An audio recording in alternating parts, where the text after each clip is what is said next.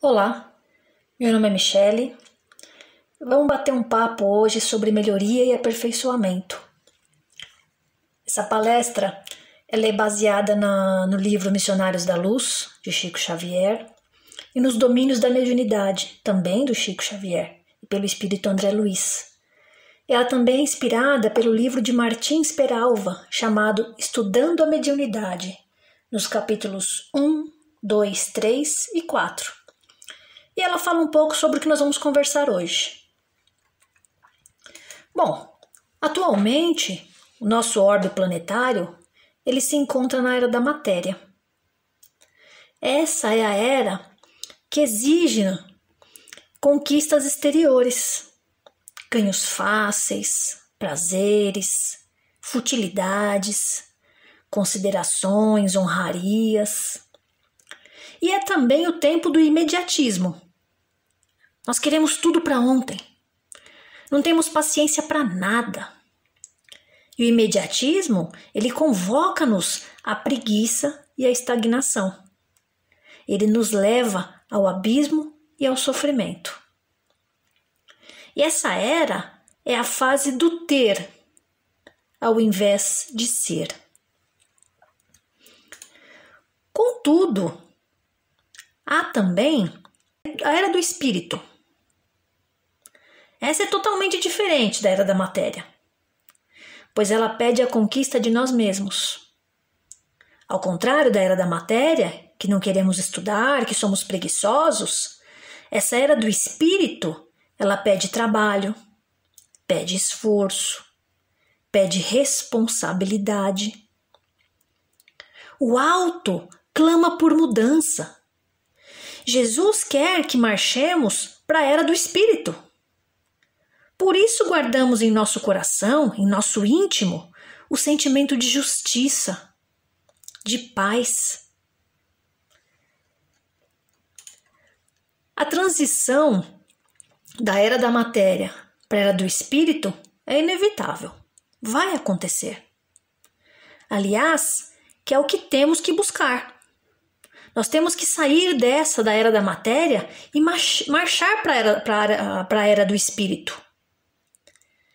Essa mudança ela é feita silenciosamente no mundo interior de cada criatura.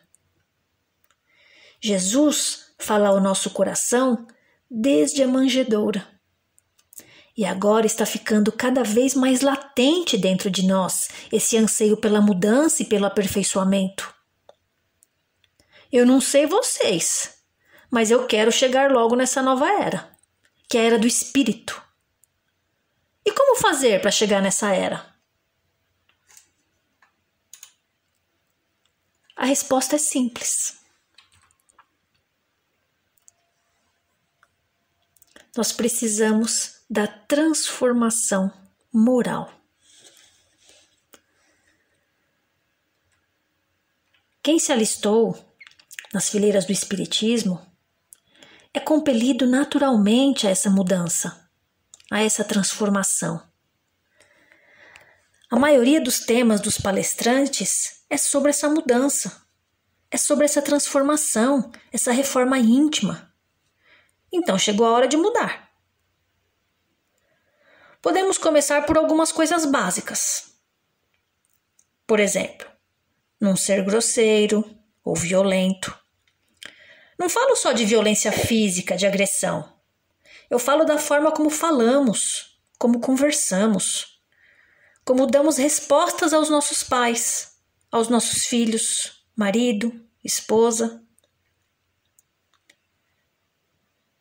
Não podemos ser maledicente ou ingrato, leviano, infiel.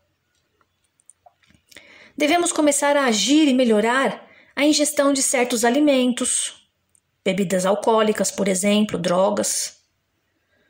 Drogas não só entorpecentes, mas muitas vezes temos uma dorzinha de nada e já nos entupimos de remédio. Está com resfriado, começou a coriza, sai com uma sacola da farmácia. Não temos mais desculpas também para manter certos vícios. Bebidas, cigarro, sexo, alimentação. temos que mudar nossa conduta em todos os ambientes. Vou dar alguns exemplos esdrúxulos, mais simples. Na Copa do Mundo, o brasileiro ficou boquiaberto com a atitude dos japoneses recolhendo suas garrafinhas de água após os jogos. Eles deixavam o ambiente, o banco de reserva ali, totalmente limpo. Eles deixavam exatamente da mesma forma que encontraram quando chegaram. Na Suécia não é muito diferente. Os primeiros trabalhadores, ao chegarem no estacionamento da empresa pela manhã, eles estacionam os seus carros bem distante e eles deixam as vagas mais próximas vazias.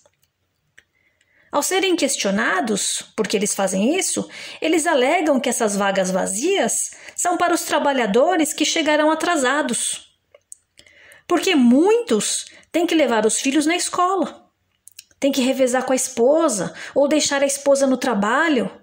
Então essas vagas mais próximas, elas ficam para esses trabalhadores. Assim eles não terão que caminhar tanto. Nos restaurantes de fast food, por exemplo, tipo McDonald's, Subway, no Postos Graal, no shopping, na praça de alimentação. Reparem, atualmente as pessoas deixam as bandejas nas mesas. Sequer levantamos e tiramos o nosso prato da mesa. Nós não pensamos no próximo. Porque se pensássemos, limparíamos a mesa para o próximo que ali vai sentar. Nossa mudança pode ser pequena.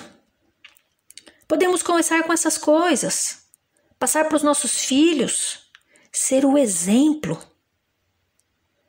Há milhares de coisas ínfimas que fazemos errado. Estacionar em vaga reservado para cadeirante, para o idoso, sob o pretexto vai ser apenas 2 minutinhos. O vizinho vê a gente fazendo isso, ele acha que ele também tem esse direito. O nosso filho vê e faz também. E assim vai passando. Depois, nós não temos o direito de reclamar da nossa cultura.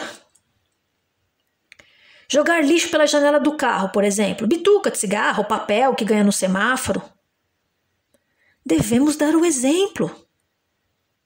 Não podemos fazer essas coisas. Temos que controlar também os nossos pensamentos. A gente não para um segundo sequer de pensar. Muitas vezes apenas deixamos nossos pensamentos fluírem. Mas nós que temos que governar os nossos pensamentos.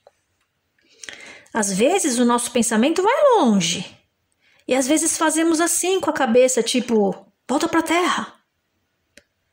Às vezes o palestrante está falando aqui, e aí de repente fala uma palavra, separação, aí estamos todos sentados e o nosso pensamento já começa a viajar.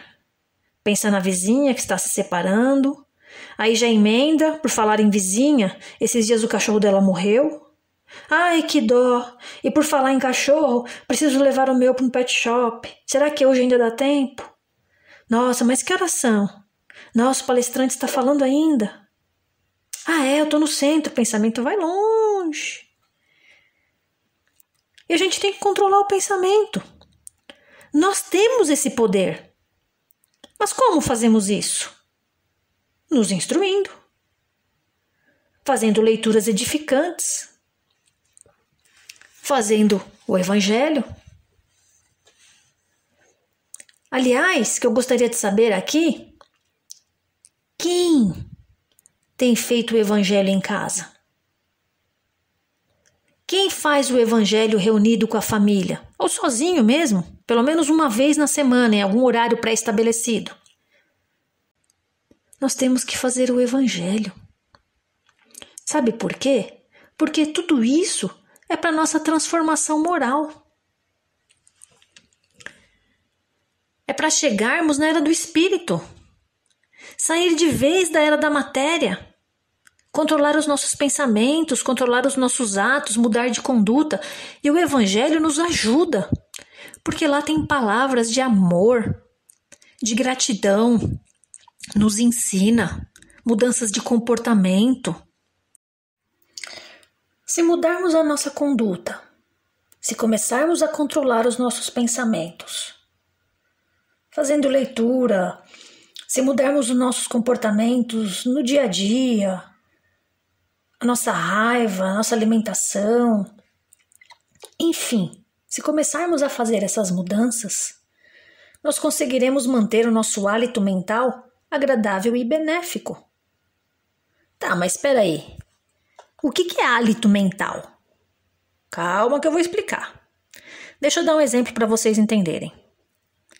Todo mundo tem hálito, certo? Quando a gente escova os dentes, vai ao dentista, passa fio dental, quando cuida, quando tem uma alimentação saudável, o que acontece?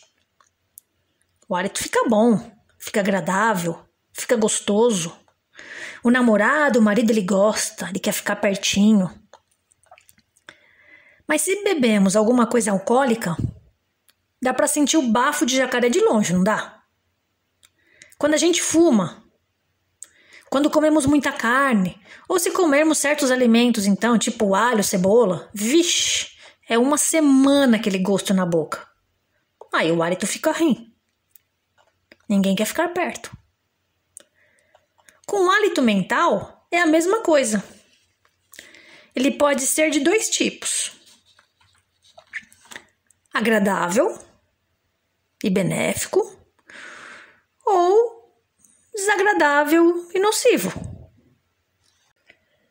Para o hálito mental ser agradável e benéfico, nós temos que mudar a nossa conduta. Tem que ser exemplo. A gente tem que fazer o evangelho, a gente tem que se instruir, parar com os nossos vícios. Aí o nosso hálito mental vai ser agradável. Para o hálito mental ser desagradável e nocivo, é só fazer o contrário. É só permanecer da forma que estamos, sem ler, sem fazer evangelho, sem estudar, sendo maledicente, ingrato, sem paciência com nada. Aí o nosso hálito mental, ele fica desagradável, fica nocivo. Então, da mesma forma que o nosso hálito bucal é sentido pelas pessoas próximas, o nosso hálito mental é pior, porque ele é sentido por todos, os desencarnados e os encarnados.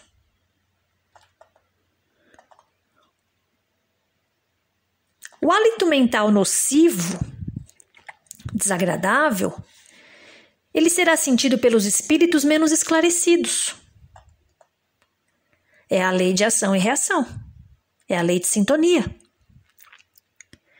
Isso serve para nos mostrar que muitas vezes, quando nos sentimos mal, pesados, carregados, que precisamos urgentemente de um passe, é a hora de analisarmos a nossa conduta, no que estamos fazendo e deixando de fazer. Nós temos mania de apontar, de acusar o próximo dos nossos males. Mas não percebemos que enquanto apontamos, nós temos 4 dedos voltados para nós. E quais as vantagens da gente manter o hálito mental agradável?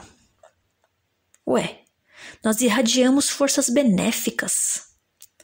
A gente consolida o nosso próprio equilíbrio interior. Através da nossa boa conduta, dos bons atos, bons pensamentos, da vontade e interesse na própria renovação. Enfim, tudo isso nos fortalece. Aí teremos uma boa sintonia com o alto. Teremos boas companhias. Seremos intuídos pelos bons espíritos. Não tem como o nosso planeta sair da era da matéria e ir para a era do espírito do dia para a noite. Não existe milagre. Mas se cada um fizer a sua parte, vai ter uma hora que a maioria terá um bom hábito mental. Assim vamos fortalecendo uns aos outros. Não tem mais lugar para os preguiçosos. A gente sabe que quem não estuda reprova. É a mesma coisa com a era do espírito. Não mudou, não melhorou. Não se instruiu, não tem como subir o degrau. Vai ficar ali, estagnado. E não adianta só a mãe rezar, por exemplo, só a mãe mudar, que ela não tem como levar o marido nem os filhos. Cada um tem que fazer a sua parte. É a lei de sintonia. Sintonia significa entrosamento, pessoas sintonizadas, entrosadas. Para entendermos melhor, funciona assim. Um homem sábio, tipo um astrônomo, por exemplo, quando ele quer falar das estrelas, ele não vai procurar um homem simples, um homem sem instrução para trocar ideias. Ele vai falar com alguém que esteja na mesma sintonia que ele. Geralmente ele procura outro astrônomo. Alguém que realmente entenda das estrelas, do espaço. E ao contrário também, por exemplo, uma pessoa mais simples, mais rústica. Quando ela quer falar de caça, de pesca, da taba, ela vai trocar ideias com outra pessoa mais simples. A lei de sintonia, ela existe até mesmo com as árvores frutíferas. Pois é. Se plantarmos um pé de laranja com um pé de jabuticaba, ou com outras de diferente espécie, ela vai produzir? Vai produzir. Mas não vai produzir tanto quanto se a plantássemos com companheiras da mesma espécie. Porque aí produziria muito mais. Igual as plantações que vemos quando a gente passa na estrada, a gente vê aquele monte de plantação de laranja, laranja com laranja, milho com milho, cana com cana, porque é a lei de sintonia. Produz mais. O hálito mental, ele vai definir as suas companhias através da lei de sintonia. E é assim que chegaremos à era do espírito, progredindo, melhorando nosso hálito mental, com vontade de melhorar, de se aperfeiçoar, de se instruir. Então fica a dica também para a leitura nos domínios da mediunidade, Missionários da Luz, todos de Chico Xavier. Dá para baixar no Google gratuitamente, em PDF. Só digitar lá, já dá para baixar. Antes de mais nada também, vou deixar aí para poder baixar os arquivos gratuitamente também. Só clicar no link aí na descrição e pode baixar os arquivos. Caso você queira usar esse material para dar aula ou para também montar uma palestra, fiquem à vontade, tá bom? Então, que Jesus, nosso Mestre, nos inspire nessa caminhada e que possamos aproveitar essa energia, refletir como está o nosso hálito mental e quais as mudanças que devemos fazer para conseguir entrar nessa era do espírito. Um grande abraço a todos e até o próximo vídeo.